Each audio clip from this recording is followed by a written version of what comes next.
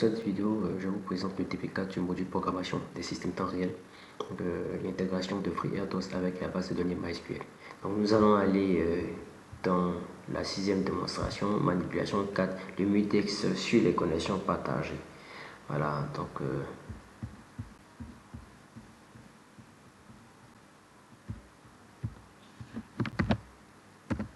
voilà comment ici ça va annoncer. Donc ici, la manipulation ici est une variante ou une acquisition et une journalisation qui partage une seule connexion MySQL protégée par un mutex. Donc on voit les alarmes critiques et des coupures, voilà, qui sont en train d'être lancées. Donc qui apparaît dans cette exécution, il n'y a pas de message d'acquisition ici. Donc le mutex non obtenu à temps, ce qui signifie que la contention n'a pas eu lieu. Pardon. Voilà. Mais le mécanisme ici est en place. Si les deux tâches se disputaient, la connexion, ces messages apparaîtraient. Donc vous voyez un peu.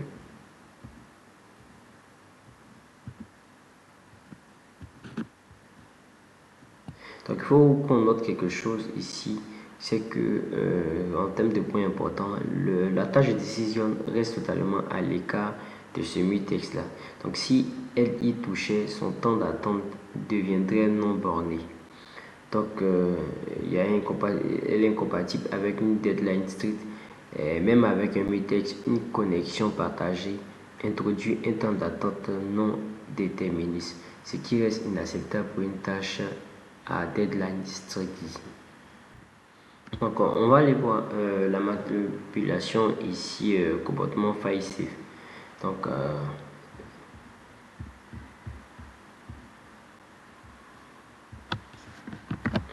ici, voilà, on voit la décision. Donc la dernière manipulation montre que ici le comportement du système en cas de panne ou d'interruption de flux de données.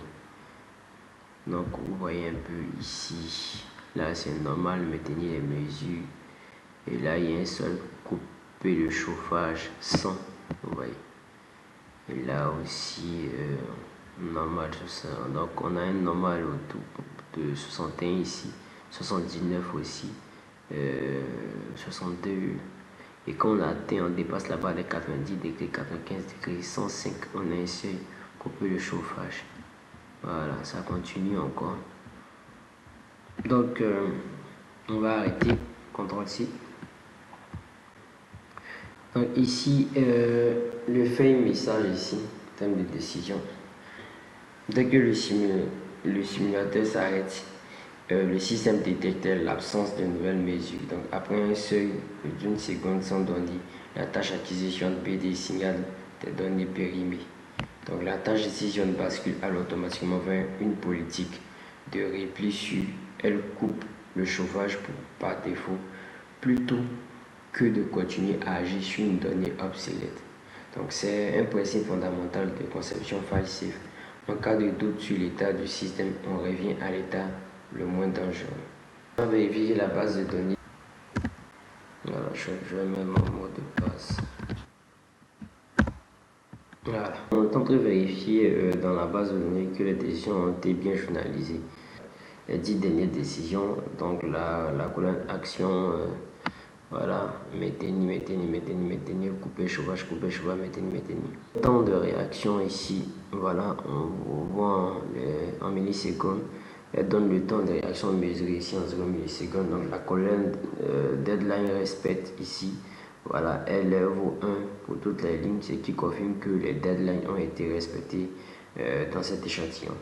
Donc cette vérification en base, elle confirme que le pipeline complet fonctionne. Acquisition, décision et journalisation sont bien synchronisées et toutes les décisions sont tracées de manière fiable.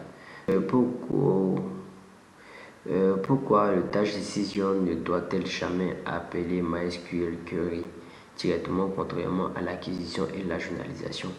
Donc pour moi, c'est parce que le MySQL query est un appel bloquant vers un système externe dont le temps de réponse n'est pas borné.